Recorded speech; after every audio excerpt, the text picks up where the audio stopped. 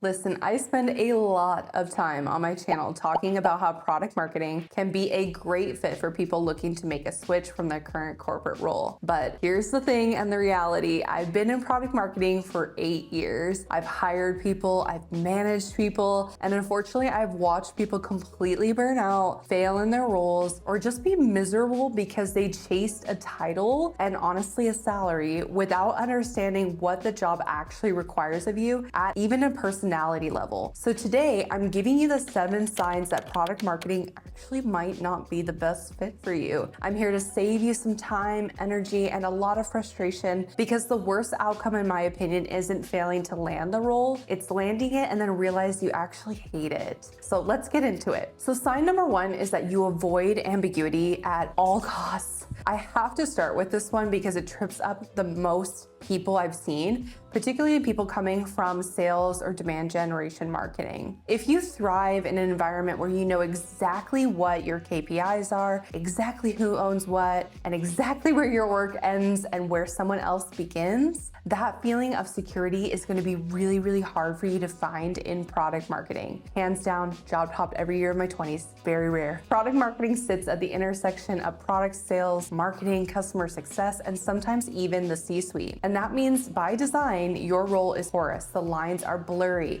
At many organizations, there's a running joke that product marketing owns everything and is formally responsible for nothing. On any given week, someone from sales will say that's a PMM problem. Your product manager will say that's a PMM problem. Your CMO will say that's a PMM problem. And none of them will agree on what the true PMM problem actually is. If you need rigid structure to feel like you're doing any kind of good work, if ambiguity makes you anxious rather than curious, this role will really drain you fast. The best PMMs I know are incredibly organized, but the key is that they create that structure themselves in an environment that doesn't always hand it to them.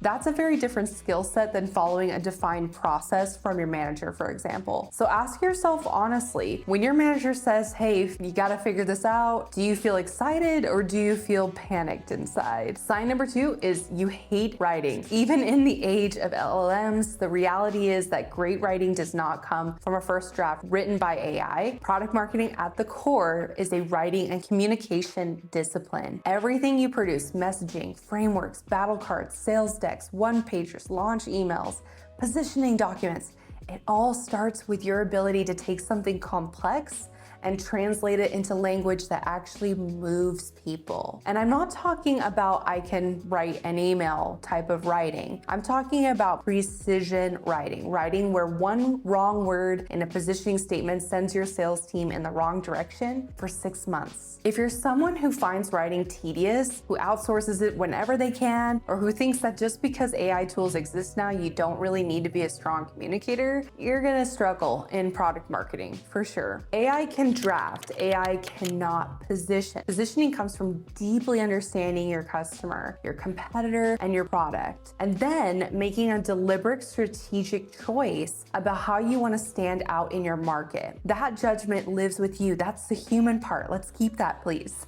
So here's a quick gut check. When you get feedback that your writing isn't quite landing, do you lean in and try to understand why?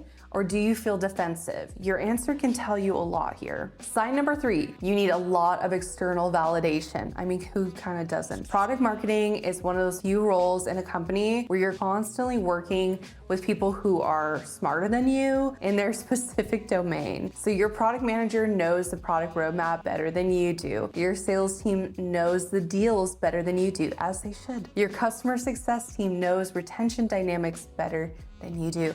Your demand gen team knows paid acquisition better than you do. Okay, I'll stop. That was a lot of examples. Your job is not to know more than all of them. Your job is to be that connective tissue between all of them, to synthesize, to translate, to align, and to amplify. I'll give you a quick example. So I recently came up with completely different messaging at my current company for a whole suite of products. That messaging was built out of the synthesis of my own competitive research, yes, but also the words of the customer I spoke with, the interviews I had with executives who are way smarter than me and more experienced than me, and conversations with analysts and sales reps. And you want to know something crazy? One line from a meeting with an executive changed my whole approach to my messaging. Her insight gave me my tagline, my value proposition rooted in reality, and I'm already starting to see people engaging more with our content, attending more of our webinars, and starting to see conversations with sales come through. Being a great PMM means that you have to be able to build that consensus in a room where nobody reports to you. It means you have to have influence without authority. You'll see that a lot in PMM content. If your default is to assert your dominance, to speak over others, to prove your value, or to be visibly frustrated when your ideas get pushback, you will alienate the very people that you need in your corner. It's a really hard lesson to learn. I've managed people in PMM, and the candidates who have struggled the most were the ones who've had great individual ideas but couldn't get cross-functional buy-in because people simply didn't enjoy working with them, and that's just the truth. I had one person I managed who, if she had stakeholders give her a few rounds of meaningful feedback, she just stopped working on the project altogether. And you can imagine she didn't last long in PMM. So this role rewards humility, curiosity, and collaboration. If those words make you roll your eyes, that's information worth sitting with. Sign number 4 is you want to work without data. Here's a misconception I constantly see from people transitioning into PMM, especially from something like content marketing or communications backgrounds. So people in these backgrounds will say, PMM is creative and strategic, so I don't really need to be a data person. Wrong, just so wrong. Product marketing is not a purely creative function. It is a strategic function that uses creativity as a tool. And strategy without data is just an opinion. You don't need to be a data scientist. You don't need to be running SQL queries, but you do need to be able to look at win-loss data and tell a coherent story about why you're losing deals, for example. You need to understand funnel metrics well enough to know if your launch actually worked and drove real results. You need to be able to pull a cohort analysis and say, here's what the data is telling us about this customer segment. More importantly, when you present to leadership, you are going to get challenged, believe me. And if your answer to the question of what does the data say is more, I'm a qualitative type of person, you'll lose credibility fast. If you historically avoided data because it intimidates you, that's fixable. Believe me, I didn't know how to pull data or get insights from data early on in my PMM career. It takes time. I didn't even know the questions to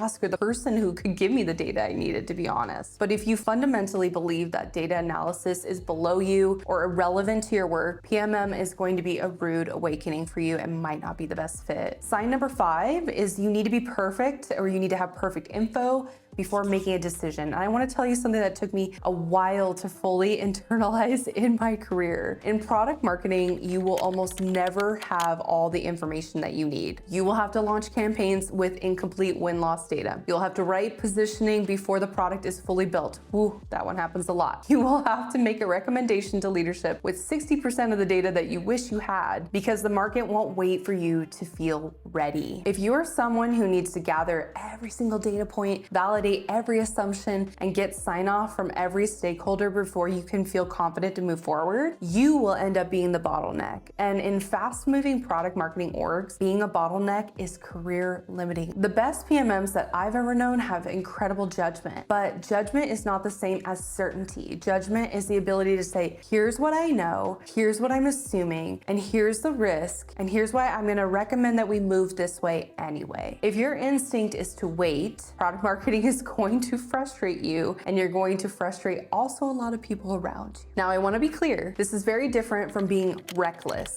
Recklessness is launching without thinking at all. What I'm describing is decisiveness. That is a skill that, yes, you can develop, but you have to want to develop that skill. Sign number 6 is you don't actually like talking to people. This is one I think is the most underestimated by people who want to break into PMM, and that they realize way too late. First, I will admit, when I open up my work calendar and I don't see anything on there, my heartbeat skips a little. I can admit it sounds great to just be heads down on work, uninterrupted all day. I could skip wearing my makeup, put on my PJs for the day, heaven on earth. I'm an introvert, and I know plenty of people in product marketing that are actually introverts as well. And as much as I love a good day without speaking to a single person at work, which is just amazing sometimes, I know that the job requires you to collaborate with your peers to create something great. What's that saying? It's like, if you want to go fast, go alone. If you want to go far, go together. Never has that saying been more true than in product marketing. I have to admit that. You have to be someone who can at least turn it on when needed. You're the face of the product launch. PMMs are often the face of that webinar, and PMMs are the people leading the sales training, especially if your org doesn't have a separate sales enablement function. I'm not saying that you have to be an extrovert to be successful in product marketing, but you have to be okay with collaborating with others and, on some level, public speaking. You can learn this, of course. You can get better, which I think I have come a long way.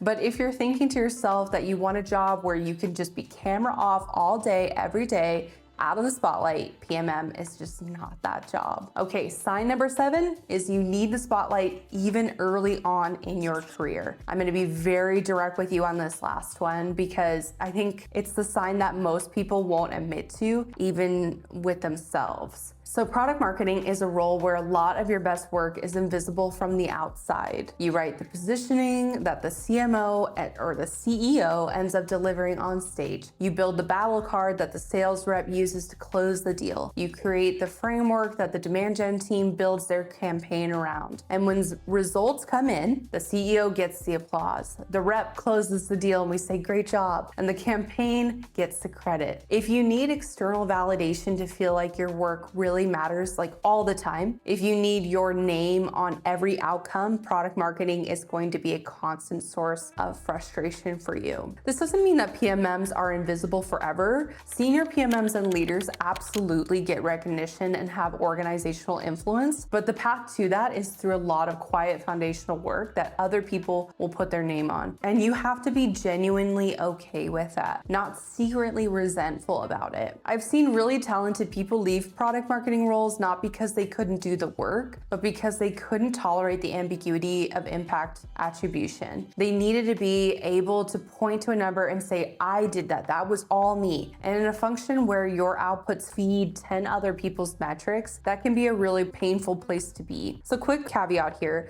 I job hopped every year in my 20s, as I've talked about many times, and my current role is one of the only places where I felt like very high up executives, even the CEO, has recognized my own work and the product marketing team's work. I'm not saying that this type of work culture doesn't exist, but in reality is that out of the 10-ish jobs I've had in product marketing, I can name maybe 2 that recognize PMM work explicitly, especially at entry-level roles. I just want to provide some perspective here. This role rewards people who find satisfaction in the quality of the thinking and the craft, even when the results get distributed across dozens of teams. Some of these are genuine personality traits that are hard to rewire, and if that's you, that's not a character flaw. It is just useful information to have now rather than 2 years into a role that you end up just wanting to job hop again. But some of these are skills, data, writing, tolerance for ambiguity. These are all trainable if you're actually willing to work on these skills. Now, after 8 years, what I've seen is this. The people who thrive in PMM are always the most talented. They're the most willing to sit in discomfort and keep going. Now, if that sounds like you and you want help getting there, I am taking a slight break from one-on-one clients as I am